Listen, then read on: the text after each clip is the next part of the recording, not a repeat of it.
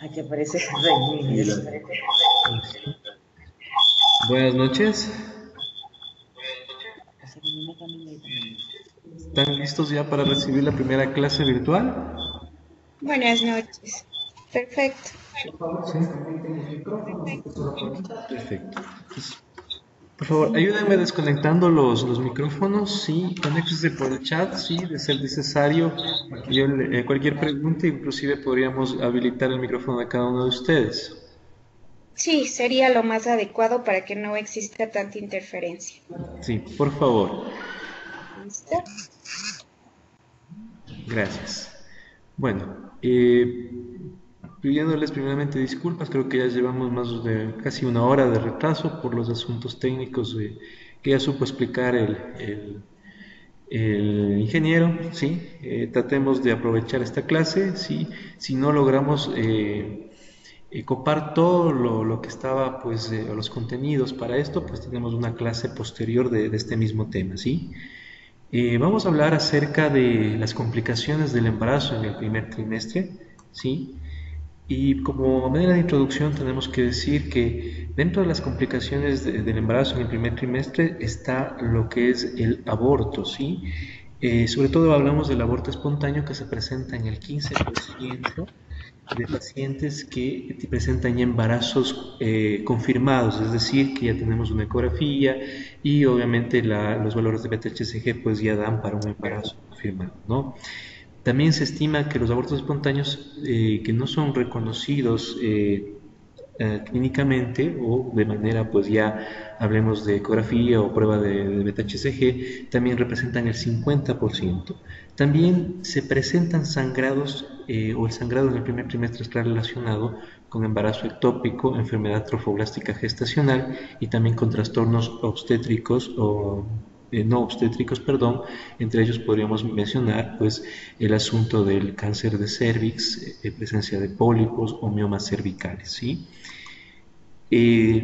Dentro del progreso del embarazo normal en el primer trimestre, una de las cosas más importantes es la valoración de la gonadotropina coriónica humana, que como ustedes saben se produce posterior a la implantación gracias a lo que es o la producción del sincitio trofoblasto. Se produce alrededor de los 23 días mensuales y 8 días posterior a la concepción. Para determinar sobre todo la fracción beta del HCG necesitamos pruebas de laboratorio, ¿sí? Dentro de las pruebas de laboratorio tenemos en orina y también tenemos a las pruebas en sangre.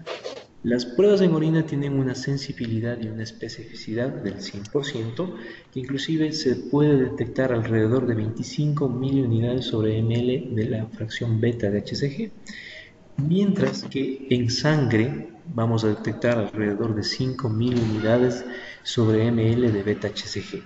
Entonces, por lo tanto, ¿sí? Por lo tanto, es la prueba de elección para detectar un embarazo, ¿sí? Es en sangre, básicamente, ¿sí?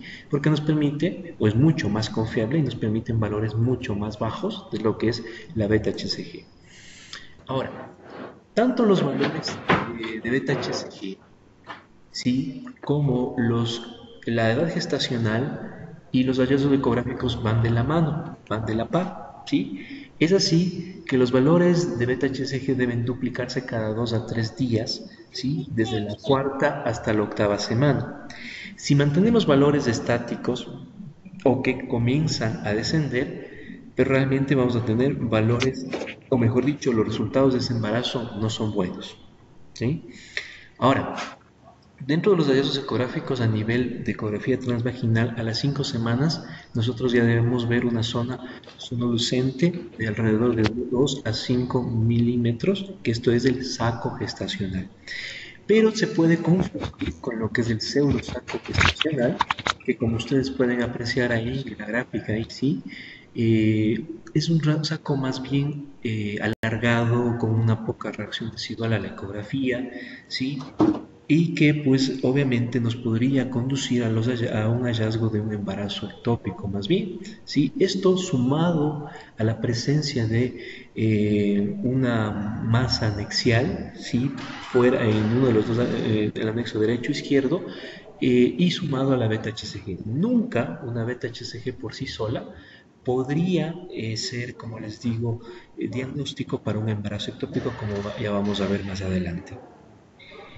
A la sexta semana, como ustedes pueden apreciar ahí en el dibujo, tenemos ya saco vitelino, saco gestacional, tenemos un embrión, y en este gráfico nos ayuda a determinar las características propias ya de cómo va avanzando nuestro embarazo, ¿no? De 3 a 4 semanas ya se produce prácticamente la implantación del saco gestacional y hay una reacción desigual. A las 4 semanas del flujo Doppler hay una reacción peritrofoblástica, ¿sí? Y a las 4 o 5 semanas ya debemos ver saco gestacional incluido embrión y con latido con valores de 1500 a 2000 unidades sobre ml. Esto es sumamente importante que tengamos en mente porque nos permite determinar si un embarazo es viable o no. Estos criterios ya los voy a detallar mucho más adelante, ¿sí? En las diapositivas que ya vienen más adelante. De 5 a 6 semanas ya se presenta lo que es el saco vitelino y de 5 a 6 semanas pues ya tenemos un embrión con actividad cardíaca, ¿sí? Entonces aquí les presento los criterios, ¿sí? Que nos ayudan a discriminar si estamos frente a un embarazo viable o no. Por ejemplo, hablamos de fallecimiento embrionario, ¿sí? O de un embarazo ya que no es viable, cuando el LCN es mayor a 7 milímetros y no existe actividad cardíaca comprobada por flujo Doppler. El embarazo anembrionado es cuando existe el saco gestacional mayor a 25.000 unidades y no existe evidencia de embrión o de saco vitelino. Esto es muy importante que nosotros también tomemos muy en cuenta, ¿sí? Ahora, hablemos de aborto espontáneo, que es la pérdida, ¿no es cierto?, valga la redundancia, del embarazo espontáneo de manera espontánea, es decir, sin intervención, sin la utilización de medicamentos como el misoprostol, como es para la inducción, ¿no es cierto?, o los abortos provocados. Y pues se produce antes de las 20 semanas, como sabemos. Cuando nosotros hablamos de abortos, pues hablamos de una variedad de abortos, ¿no? Incompleto, completo, séptico, inevitable y diferido. El incompleto, como ustedes conocen, es la pérdida, o mejor dicho, es la eliminación parcial de los tejidos o restos corioplacentarios, ¿sí? Estos, a su vez, dependiendo de la edad gestacional, pues necesitarán básicamente un tratamiento ya farmacológico o un tratamiento quirúrgico.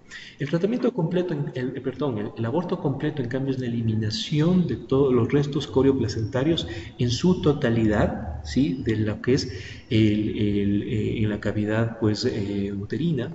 Entonces, en el momento de realizar la ecografía no existirán restos corioplacentarios o serán mínimos y la paciente ya no presentará sangrado genital ni tampoco dolor abdominal tipo cólico.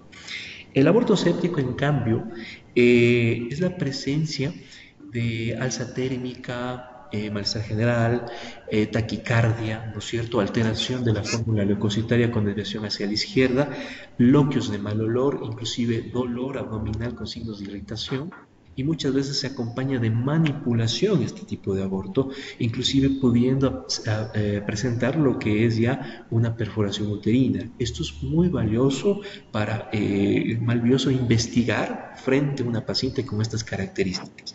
El aborto inevitable se refiere a cuando ya existe dilatación cervical, cuando existe prácticamente salida de líquido amniótico y obviamente pues es como su nombre lo dice, pues, es inevitable la salida del asunto de la pérdida, ¿no? El aborto diferido, como acabamos de ver, o como mencionábamos anteriormente, es básicamente cuando tenemos un saco gestacional mayor a 25 milímetros y no existe embrión y tampoco existe saco uterino, existe latido, ¿no? Amenaza de aborto, como mencionábamos anteriormente, existe sangrado genital, existe dolor abdominal tipo cólico, pero no existe modificaciones cervicales, existe latido cardíaco, ¿no? Ahora, entramos a otro concepto, como ustedes pueden apreciar ahí, que dice abortador habitual. ¿Sí? Se define como abortador habitual cuando existe dos pérdidas consecutivas, dos abortos, ¿no es cierto?, o pérdidas consecutivas. Aquí se debe investigar mucho lo que son enfermedades autoinmunes, tipo artritis reumatoide, síndrome antifosfolipídico o también lupus eritematoso sistémico. El embarazo ectópico es cuando la concepción se encuentra fuera de la cavidad, ¿sí? El embarazo fuera de la cavidad y la principal ubicación es a nivel de trompa de falopio. El embarazo heterotópico es cuando, aparte que tenemos un embarazo fuera de la cavidad, ¿no es cierto?, tenemos un embarazo dentro de lo que es cavidad amniótica, ¿no? Esto es muy importante saber diferenciar entre un embarazo ectópico solo y también un embarazo heterotópico, porque en el caso del último, pues sería, pues lo más lógico sería pues terminar, ¿sí?, con resolver el embarazo ectópico y continuar con el otro, ¿sí? Ahora, hablamos de una enfermedad trofoblástica gestacional en donde hay una proliferación exagerada del trofoblasto que puede ser completa, ¿sí? Y aquí en la completa no existe embrión y por lo general la carga cromosómica es de 46XX y parcial en donde existe prácticamente una placenta molar y también un feto, pero que no es viable y se acompaña de una por lo general la carga es triploide de 69XX, ¿no? Ahora, vamos a detallar, ¿sí?, los conceptos más básicos, ¿sí?, los conceptos más básicos de lo que es aborto. Este capítulo no está destinado a entrar o a profundizar el asunto como tal de lo que es el aborto espontáneo, el aborto incompleto, pues dentro de la programación como tal se tiene previsto ver lo que es la guía de práctica médica de lo que es aborto prácticamente, ¿no? Empecemos al aborto espontáneo y tenemos que decir que 1 de cada 5 embarazos reconocidos van a terminar en abortos en el primer trimestre y la principal causa son anomalías cromosómicas. Del 15 al 22% terminan en un aborto inducido y del total de las concepciones el 30% se van a perder por fallas de la implantación. El 30% por abortos preclínicos y el 10% por abortos clínicos, mientras que solo el 30% de estos van a nacer. Miren cuán importante es saber esto, ¿no? Ahora, dentro de las causas genéticas vamos a mencionar anormalidades genéticas, ¿sí?, mayores. ¿Sí? Vamos a ver prácticamente anormalidades genéticas mayores, ¿sí?, como por ejemplo lo que son trisomías, triploidías, monosomías. Hablamos también de factores ambientales vinculados, sí, pueden ser estos internos, hablando específicamente de los factores uterinos, sobre todo anomalías uterinas tipo útero didelfo, ¿sí? Tabiques vaginales también, pero estos no son causas de abortos, más bien todo lo que es a nivel uterino, leiomiomas, sobre todo aquellos que están comprimiendo lo que es cavidad uterina, un cervix incompetente, esto quiere decir que hay dilatación uterina dilatación cervical, perdón, y borramiento cervical sin necesidad de que exista actividad uterina, es decir, la paciente inclusive no siente esto, no hay dolor, pero hay modificaciones sin necesidad de que exista contracciones uterinas. Deficiencia de cuerpo lúteo, pues no existe la formación del cuerpo lúteo como tal y por tanto no hay producción de progesterona. La progesterona es una hormona que nos permite o nos protege el embarazo hasta las 20 semanas en donde la placenta tomará la posta de esta estructura, ¿sí? Los factores inmunológicos ya habíamos hablado o probado, indicado brevemente de que en el caso de ya existir 2 abortos o mucho más, pues ya tenemos que pensar en estos factores inmunológicos. Hablamos de factores externos, sobre todo consumo de alcohol, tabaco, cocaína. Se dice que la cafeína tiene Las pacientes que consumen cafeína tienen un 2.23% más posibilidad o de mayor posibilidad de presentar abortos. Y radiaciones, infecciones, sobre todo hablamos de citomegalovirus, ¿no es cierto? Toxoplasma, rubiola, que son las principales, ¿no? Y hablamos de exposiciones a agentes químicos e industriales. El factor metabólico también es importante, ya que la diabetes mellitus, sobre todo una diabetes que no ha sido controlada antes del embarazo y durante el mismo, pues presenta una mayor resistencia a la insulina, como ustedes conocen, y existe el 8.32% o el 8.332 pacientes tendrán más posibilidad que aquellas que no tienen este factor de riesgo. El índice de confianza de esto es del 95%.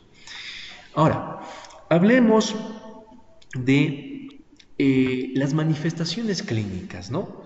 A nivel general siempre va a haber sangrado genital, dolor abdominal tipo cólico. Esto es muy frecuente en todas las entidades que acabamos de mencionar. Si existe sangrado genital y también latido cardíaco, la posibilidad de aborto en una paciente es del 2.1%, ¿sí?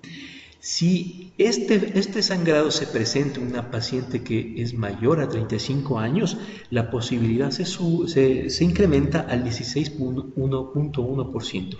¿Por qué motivo? Se habla de que las pacientes mayores a 35 años tienen mayor riesgo o mayor posibilidad de presentar complicaciones en su embarazo porque ya se les considera como madres dañosas, ¿sí? Ahora, hablemos de los criterios que sin duda nos permiten ya definir que estamos frente a un embarazo prácticamente que se perdió o un embarazo pues prácticamente que estamos frente a un aborto, ¿sí? O aquellos que nos dicen que hay la sospecha y que tenemos que esperar con algún tiempo prudente. Ahora, si el LCN es mayor a 7 milímetros y no hay latido, es un embarazo que se perdió, ¿sí? Si hay ausencia, por ejemplo, o el diámetro del saco gestacional es mayor a 25 milímetros y no hay embrión, ese embarazo se perdió, ¿sí? Si hay ausencia de embrión de latido cardíaco luego de 2 semanas realizamos una ecografía y vimos al embrión, vimos saco vitelino, realmente ese embarazo ya se perdió, ¿sí? No existe criterio como para esperar o darle una esperanza, una ligera esperanza a la paciente, ¿sí? Si existe ausencia de embrión o con latido cardíaco 11 días después de haber realizado una ecografía y existe la presencia de saco vitelino, ¿no? Si tenemos un saco gestacional, si tenemos saco vitelino y tendríamos que esperar mínimo una semana, ¿sí? Para realizar una nueva ecografía y ver si es que existe ya embrión o latido, ¿sí? Estos criterios son muy importantes que los tomemos en consideración y nos van a ayudar para discriminar o tomar una muy buena conducta en nuestra práctica clínica. Ahora, ¿cuáles son los hallazgos que nosotros nos indicarían que debemos esperar un poco? Bueno, si el LCN es menos de 7 milímetros y sin latido cardíaco, tenemos que esperar. Si el saco gestacional está entre 16 y 24, igual, hay que esperar. Y mucho más si tenemos un saco vitelino presente, ¿no? Si hay ausencia de embrión con latido cardíaco de 7 a 13 días después de la exploración de saco vitelino, ¿sí? Ahí recortado. ¿Se escucha entrecortado? Confírmenme por favor en el chat. Sí, Marisol me dice que está entrecortado. ¿Sí? ¿Alguien más para pedirle ayuda al técnico? Sí, listo. Me voy a ausentar y pido ayuda al técnico, ¿ya? ¿Sí? ¿Escuchan mejor ahí? ¿Sí? ¿Continuamos? Sí. Ok, listo. Entonces, como les iba diciendo, ¿no? Estos son los criterios que a nosotros nos van a permitir conocer si debemos o no mantener una conducta expectante. Tenemos que explicarle esto a la paciente, ¿no? Si existe ausencia del embrión con un latido cardíaco de 7 a 10 días después de la exploración, en donde ya había un saco gestacional y un saco vitelino. La ausencia del embrión luego de 5 semanas de un periodo, ¿sí? Del último menstruación. Entonces, eso nos habla que estamos frente a un embarazo temprano y tenemos que esperar. Ahora, dentro de los hallazgos también que nos permite sospechar que estamos frente al fracaso en un embarazo, pero de diagnóstico, es cuando tenemos un saco vitelino agrandado mayor a 7 milímetros. ¿Sí? Y un saco gestacional pequeño en relación al tamaño del embrión, ¿sí? Es decir, menos de 5 milímetros de diferencia entre el diámetro con el saco gestacional y el LCN. Entonces, aquí nos habla de que estamos sospechando, ¿sí? De un fracaso en el embarazo, pero que todavía tendríamos que esperar un poco. Para ello, o mejor dicho, para conocer si estamos o para complementar nuestra valoración, tendremos que unirnos esto a criterios, ¿sí? De laboratorio, ¿sí? Criterios de laboratorio como la beta-HCG cuantitativa, y podemos hacer curva de beta-HCG, ¿sí? Y ver si es que 2 o 3 días posteriores a duplicación, ¿sí? Si se mantiene constante o disminuye, recuerden esto, definitivamente ese embarazo se perdió, ¿sí? Ahora, ¿cómo manejamos un aborto? Como les dije, esto es a breves rasgos, ¿sí? El manejo de un aborto. Esto lo profundizarán cuando veamos el asunto prácticamente de la guía de práctica médica de aborto, ¿sí? Ahí se profundizará con mayor detalle esto, ¿no? El aborto incompleto puede o es candidato para un manejo médico o un manejo quirúrgico. El manejo médico, pues para eso está la utilización del misoprostol, esto es evidencia 1B, que se puede utilizar vía oral, 600 microgramos, o vía vaginal de 600 a 800 microgramos. La tasa de éxito con un tratamiento farmacológico es del 87 al 93%, ¿sí? Obviamente que debemos valorar qué tipo de paciente tenemos para hacer un tratamiento farmacológico, ¿no? Porque si tenemos una paciente que no se adapta, que no se apega, realmente no vamos a tener un buen éxito. Sumado al misoprostol debemos sumarle antiespasmódicos y AINES, ¿sí? Inclusive, darle reposo a nuestra paciente. Y debemos explicarle, ¿sí? Que puede presentar, ¿no es cierto?, sangrado genital, que puede presentar dolor tipo cólico e inclusive todos los efectos adversos del misoprostol. Podríamos hablar de alza térmica, de posiciones diarreicas, ¿no es cierto? Todo eso la paciente debe conocer para que no se preocupe, ¿sí? E inclusive tenemos que la paciente debe regresar a control, ¿sí? El manejo quirúrgico, obviamente ustedes saben que es el legrado, la aspiración o conocido también como ameo, ¿sí? Y posterior a eso tenemos que dar anticoncepción, ¿sí? Para evitar lo que son los abortos espontáneos recurrentes. Se habla, ¿no es cierto?, posteriormente a un legrado, sobre todo que se debería esperar 6 meses como mínimo y 1 año máximo para volver a intentar un nuevo embarazo, ¿sí? Sobre todo porque, como ustedes conocen, el legrado es un factor predisponente para una placenta previa y derivado de eso, un acretismo placentario, ¿sí? Ahora, vamos a hablar del embarazo ectópico. Como ustedes conocen, el embarazo ectópico es aquel que se desarrolla fuera, ¿no es cierto?, del útero, ¿sí? Y la principal ubicación es a nivel ampular, que se ubica lo que es el 70%, a nivel ítmico el 12%, a nivel intersticial es del 2 al 3%, ¿sí? Y a nivel cervical y abdominal es del 1%. Realmente el que más frecuente, pues como lo mencioné ahí, es el ampular, ¿sí? Ahora, veamos cuáles serían los criterios. Ahora, ¿cuáles son los factores de riesgo? Pacientes que tienen historias de cirugía tubárica, ¿sí? Incluido, ¿no es cierto?, el asunto de las ligaduras, y actualmente están en boga lo que son las reanastomosis, ¿sí?, o las recanalizaciones tubáricas. Todo esto provoca o es un factor de riesgo importantísimo que hay que investigar en el momento de realizar la anamnesis con la paciente para conocer, ¿no es cierto?, si es propensa o no a un embarazo ectópico.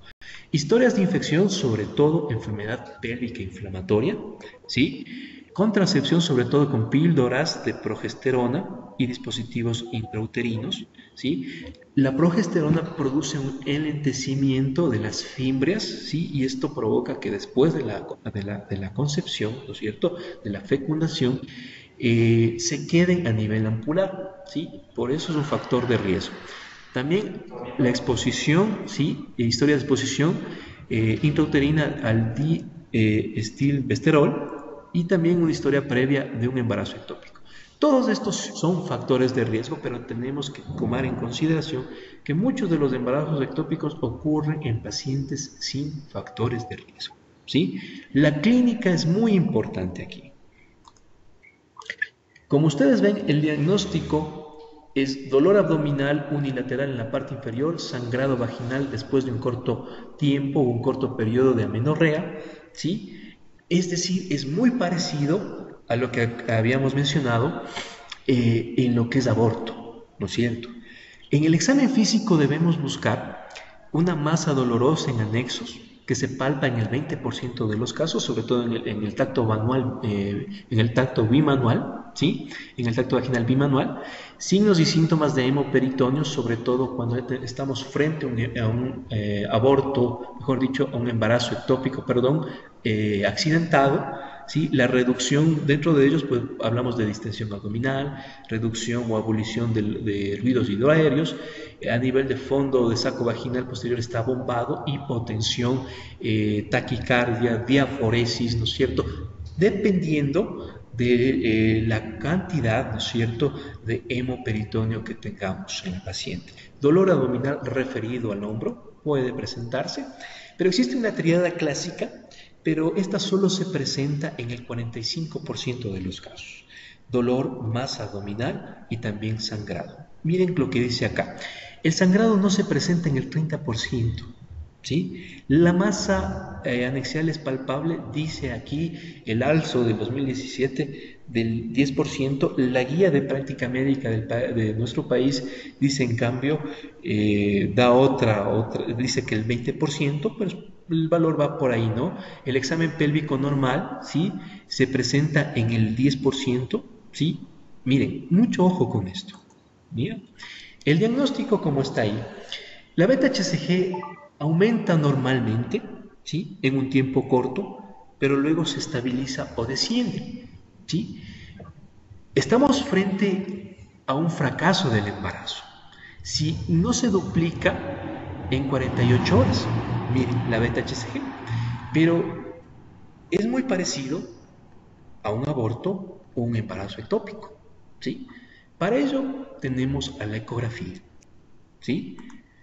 Miren, los criterios ecográficos de un embarazo ectópico, ¿sí? Es cuando hemos descartado, ¿sí?, que tenemos un embarazo en cavidad uterina, excepto en los embarazos heterotópicos. ¿Se acuerdan que les decía que estos son embarazos que tenemos saco gestacional, ¿sí? Un saco gestacional con muy buena reacción decidual, con saco vitelino, inclusive con latido cardíaco, ¿sí?, dentro de lo que es ya cavidad uterina, pero aparte de aquello presentan una masa que no tiene características de cuerpo lúteo, ojo, ¿sí? Entonces ahí comenzamos a sospechar de un embarazo ectópico. Entonces ahí tenemos que hacer una salpingectomía, ¿sí?, del lado involucrado, derecho izquierdo, y continuar con este embarazo, ¿sí? Por lo general son embarazos que se desarrollan muy bien, son embarazos viables, ¿sí?, y que llegan a feliz término, ¿sí?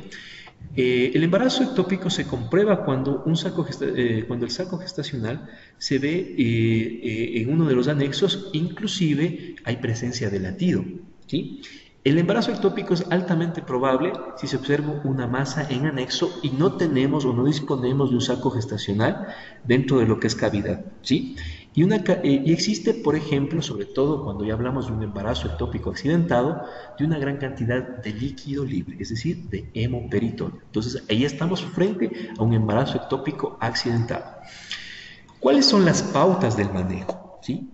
Por ejemplo, tenemos un hallazgo, como hallazgo, no colección del fluido intrauterino y una ecografía normal. Aquí tenemos que tomar en consideración que en una sola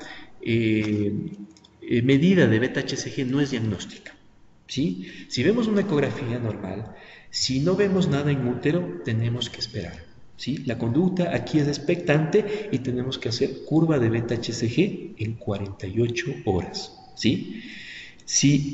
Siempre y cuando obviamente la paciente está estable. Normalmente cuando tenemos este hallazgo la paciente está estable, no presenta hemoperitoneo, no se ha accidentado el embarazo ectópico, entonces podemos esperar. Si tenemos una medida de una beta-HCG mayor a 3000, ¿sí?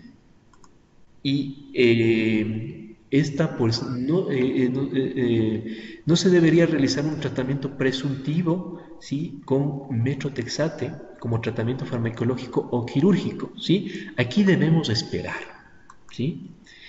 Si no hay colección de fluido intrauterino y el anexo ecográfico está normal y tenemos una única beta-HCG mayor a 3000, el embarazo ectópico, el embarazo es poco probable, ¿sí? Es apropiado obtener, ¿no es cierto?, al menos una ecografía con una beta-HCG. De esta manera, pues, prácticamente tenemos más criterios, ¿no es cierto?, para hacer un diagnóstico posible, ¿no? Miren, si aún no realizamos la ecografía y tenemos valores de beta-HCG con embarazos ectópicos, con un embarazo ectópico son muy variables, sobre todo cuando tenemos menos de 1000, una beta-HCG menor a 1000, y el nivel de HCG no predice la probabilidad de ruptura. Eso es muy importante. Una beta-HCG nunca predecirá la probabilidad de que se rompa o no, o se accidente ese embarazo ectópico. Esto hay que tomarlo muy en cuenta. Ahora, ¿cuáles son las indicaciones de un tratamiento quirúrgico? Tenemos ya los valores de beta-HCG, tenemos criterios clínicos, tenemos criterios ecográficos y hemos diagnosticado la beta-HCG.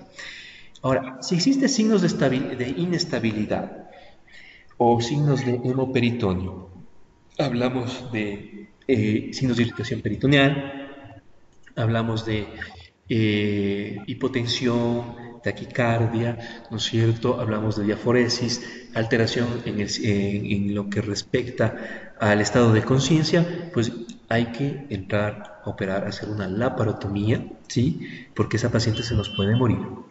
Si el diagnóstico es incierto, bueno, y tenemos una masa, una masa a nivel de anexo, sea derecho o izquierdo, una beta-HCG que sigue duplicándose y que no encontramos nada en cavidad intrauterina, pues ahí tenemos que hacer una laparoscopía diagnóstica, ¿sí? Es necesario hacer una laparoscopía diagnóstica, ¿sí? Porque ahí vamos a tener mayores argumentos para determinar este embarazo. Si tenemos un embarazo ectópico avanzado, con niveles de beta-HCG elevados y una masa en axial grande y actividad cardíaca, definitivamente no hay que esperar nada. Tenemos que hacer una laparotomía, ¿sí? El seguimiento es poco confiable, sobre todo cuando ya tenemos los criterios que mencionamos anteriormente. Está contraindicado el manejo expectante o el uso de metrotexate. Por lo general, el uso de metrotexate se realiza cuando tenemos que conservar esa trompa, sobre todo en pacientes que tienen por algún motivo tuvieron que ser extirpada la trompa la trompa del lado posterior. Entonces es una paciente, por ejemplo, joven que no tiene embarazos, que tiene una sola trompa, entonces ahí se trata de conservar con metrotexate. Obviamente que los resultados no son realmente muy alentadores, muy confiables, y el riesgo de presentar un nuevo embarazo ectópico está ahí latente, ¿no? Los criterios de un manejo expectante serían los siguientes en un embarazo ectópico: si tenemos un dolor mínimo o sangrado, si la paciente es confiable para su seguimiento, si no hay evidencia de ruptura del embarazo ectópico y si tenemos valores menores a beta-HCG y estos van disminuyendo. Si tenemos este último criterio, lo que se va a tratar es más bien de un aborto, ¿sí? ¿Sí? No viene siendo un embarazo ectópico. Si la masa ectópica o anexo es menor a 3 milímetros o no es detectado, y si no hay latido cardíaco embrionario. Todos estos son criterios en los cuales podríamos esperar un poco, ¿sí? O tener un manejo expectante. Dentro de los criterios para el uso de metrotexate, tenemos pacientes con signos vitales estables, que tienen un bajo nivel de sintomatología, cuando no existe contraindicación médica del uso de metrotexate, sobre todo cuando tenemos una paciente que si realizamos pruebas pruebas hepáticas están dentro de lo normal, su biometría biometría hemática está normal, y también el recuento plaquetario está igual normal, ¿sí? Ahora, sobre todo esto último, si no se trata obviamente de un sangrado o tenemos una paciente en un shock hipovolémico y puede, pues obviamente si no se corrige el tiempo puede entrar en una coagulación intravascular diseminada, a eso se refiere, ¿no? Cuando el embarazo ectópico no está roto obviamente, si no hay latido cardíaco, si la masa ectópica es menos de 4 centímetros y los niveles de HCG están entre menos de 5.000 y 10.000. Entonces ahí podríamos, estas son cantidades para el uso de metrotexate. Ojo, si utilizamos metrotexate, estas pacientes ameritan un control ya prácticamente hospitalario, ¿sí? Ahora, entremos en lo que es enfermedad trofoblástica gestacional.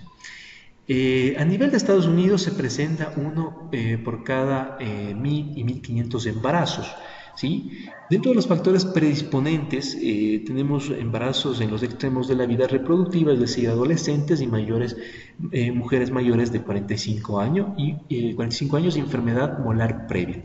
Realmente, cuando estamos frente a una enfermedad trofoblástica gestacional, aquí los criterios tanto ecográficos, los valores de beta-HCG y la clínica son fundamentales para el diagnóstico. Ya vamos a hablar por qué. Aquí pueden ustedes observar una mola completa. Tiene, como ya habíamos mencionado, es una proliferación placentaria o del tropoblasto y no hay embrión, sobre todo en la mola completa. Tiene a la ecografía un aspecto en racimo de uvas o también inclusive de panal de abejas o muchas veces lo dicen de copos de nieve. La mayoría tiene una composición cromosómica de 46XX y derivan de la fuente paterna. La mola incompleta, en cambio, tenemos una proliferación placentaria parcial con presencia de un feto, el cual pues obviamente no es viable y presenta triploidía 69XXY por lo general y es menos común. Tiene menos riesgo de recurrencia que las pacientes que presentan un embarazo molar completo, ¿sí?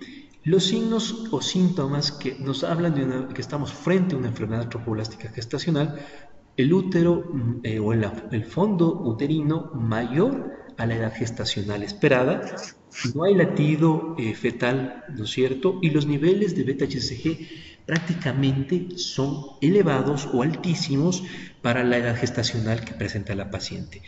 En estas pacientes es mucho más frecuente presentar hiperemesis gravídica, hipertensión inducida en el embarazo, sobre todo antes de las 20 semanas, tirotoxicosis, ¿sí? Y la presencia también de los quistes tecalucteínicos. ¿Por qué se presentan estos? Por la excesiva estimulación o la hiperestimulación de los altos valores de beta-HCG. La hemorragia vaginal en el primer trimestre o puede presentar inclusive sangrado en el segundo trimestre, pero realmente esto es muy raro porque no llegan al segundo trimestre, ¿sí?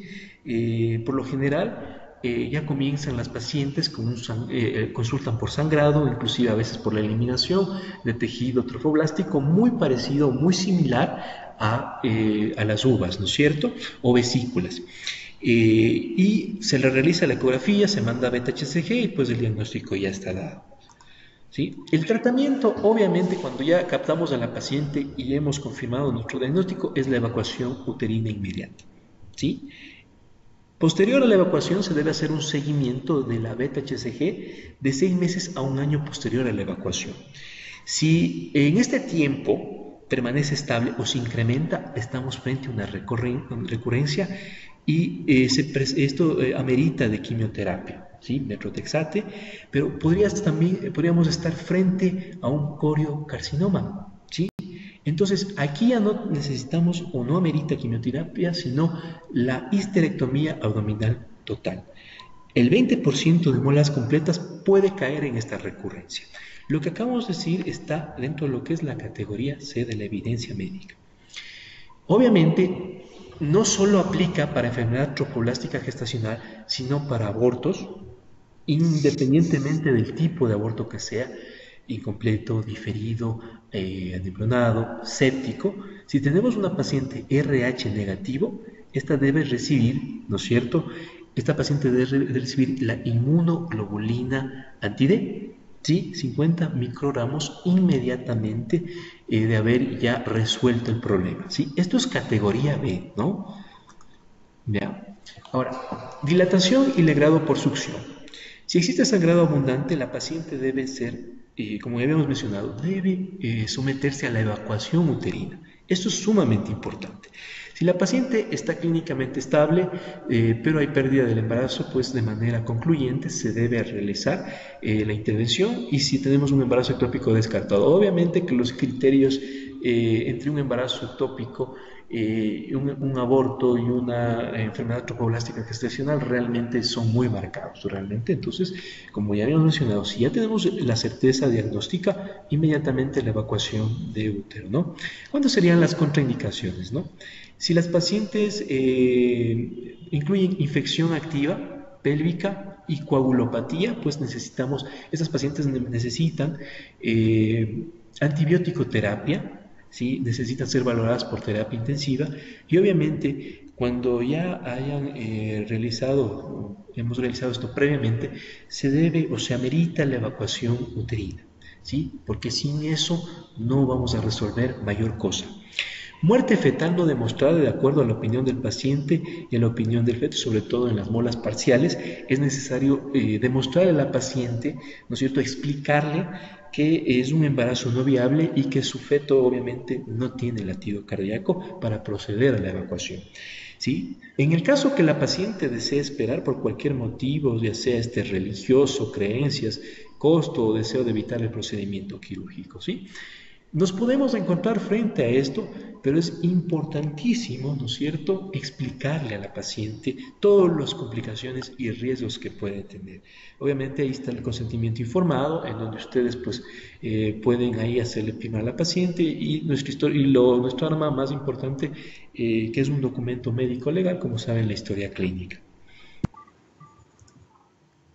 Ahora, no se requiere tratamiento, sobre todo cuando el útero es pequeño y firme, cuando no hay sangrado, ¿sí? Cuando el tejido ha sido expulsado completamente. Esto sobre todo hablando de abortos incompletos, ¿sí? Porque es muy raro que una enfermedad trofoblástica gestacional por sí solo exista expulsión del tejido, ¿sí? Es muy raro realmente, ¿sí? En caso que la paciente, ¿no es cierto?, sea constante y tenga citas subsecuentes, ¿no? La ecografía se debe realizar en posterior, ¿no es cierto?, un tiempo prudente, posterior a la evacuación, ¿sí?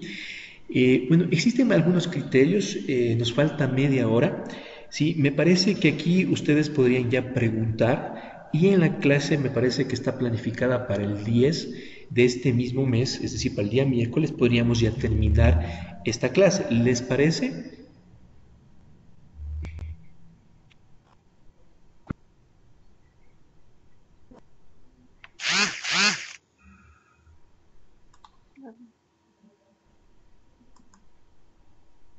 ¿Sí? ¿Existe alguna duda? Gracias, Alexandra, por contestar. ¿Existe alguna duda de lo que acabamos de indicar? ¿Sí? ¿De lo que acabamos de tratar?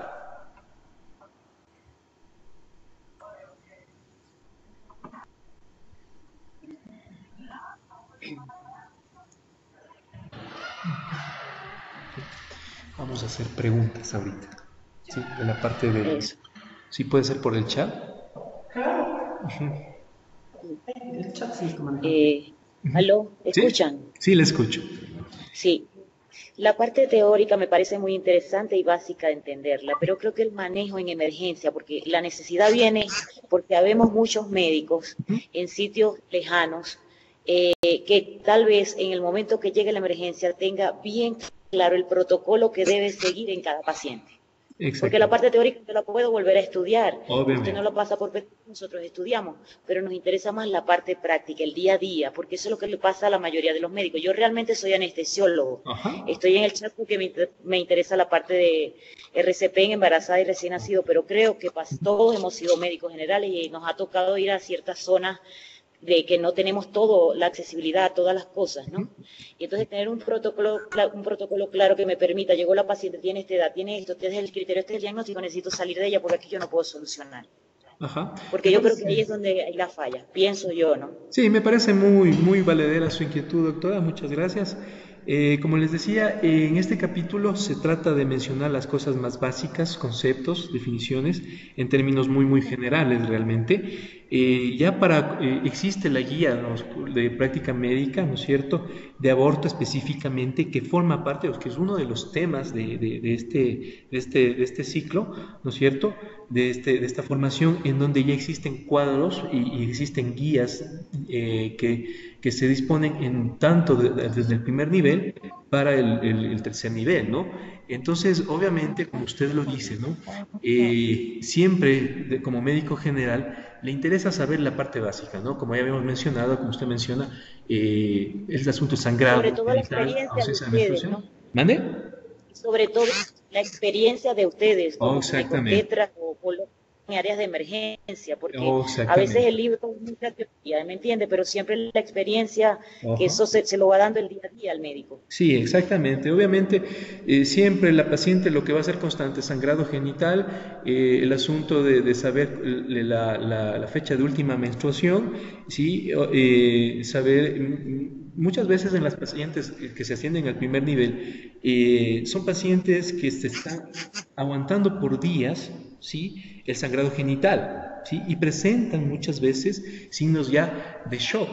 ¿Sí? Shock hipovolémico en sus diferentes grados, ¿sí? Sangrado genital, y obviamente la ausencia de menstruación le permitirá al médico que le recibe, en este caso, desde el primer nivel, ¿no es cierto? Les permitirá pues tomar la decisión, obviamente canalizar las vías. Hay un criterio ya, el asunto de las guías de práctica médica, sobre todo para el manejo inicial de shock. Obviamente, como usted sabe, siempre lo ideal será la reposición de sangre, pero como si estamos al primer nivel, pues tendríamos que, sería hacer la reposición con coloides inicialmente, ¿no? Estabilizar a la paciente e inmediatamente referirla al centro de mayor resolución, porque esta paciente amerita hemocomponentes, sería estabilizada, y obviamente la realización del legrado, ¿sí? Tengo algunas preguntas en el chat, ¿sí? Ya, ya, A lo ya. mejor dice casos clínicos, sí podríamos mencionar, y traerlos listos para ya, el asunto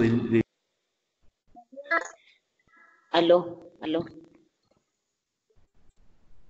no se oye.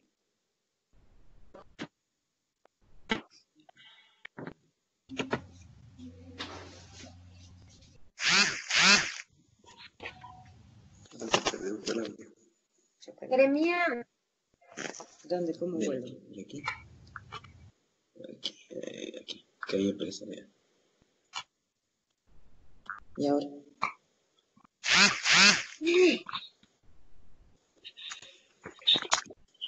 no quiero salir, no quiero, me coño.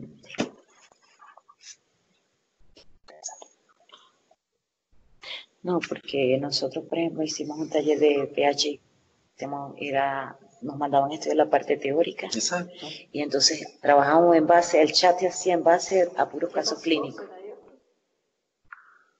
La vuelta rosa en la palma.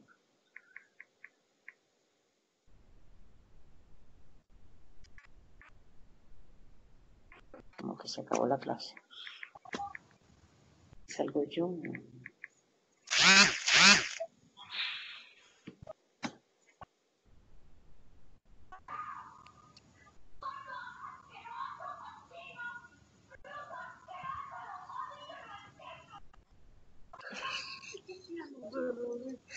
Coño madre. Cállate.